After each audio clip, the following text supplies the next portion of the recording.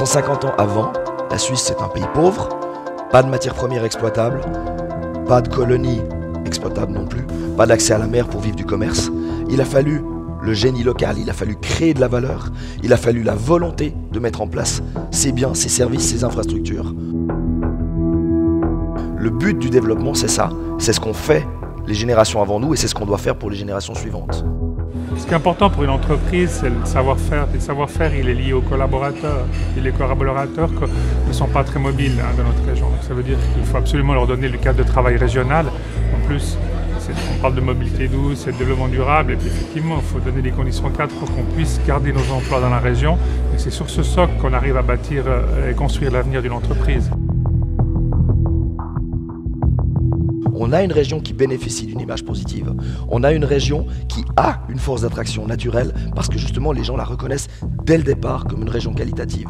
Si on devait bâtir cette image de marque, ce serait impossible. Mais elle est là, on l'a. Donc encore une fois, il faut l'assumer et essayer d'en dégager le maximum de valeur. Mais c'est donc cette notion du hub, de Romandie check-in, pas que pour les Suisses allemands, mais même européens, que le client sait de venir dans notre région, rester dans notre région plusieurs jours, plusieurs nuits, et découvrir à quelque part toute la palette de prestations culturelles, sportives, événementielles.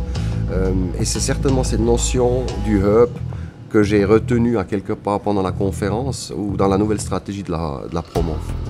Une fois que les gens sont ici, d'élargir l'offre et de leur proposer d'autres attractivités, c'est bien, mais pour les attirer, on doit se focaliser sur des choses porteuses. Et quand on a cette approche-là, en réalité, ce qui historiquement était perçu comme nos concurrents ne deviennent plus potentiellement des concurrents, mais des produits. Pour moi, c'était un peu une piqûre de rappel, et puis une petite lumière qui se rallume pour se dire il faut bouger, il faut avancer, il faut continuer à avancer avec nos entreprises, il faut trouver des solutions. Et les gens se rendent compte qu'il y a un vrai enjeu, qu'il y a des réponses qu'il va falloir apporter à des questions qui concernent vraiment la qualité de vie de nos enfants, notamment la création d'emplois. Il faut qu'on puisse créer plusieurs milliers, potentiellement 9000 emplois dans cette région. Et je vois que c'est clairement quelque chose qui résonne dans le public aujourd'hui.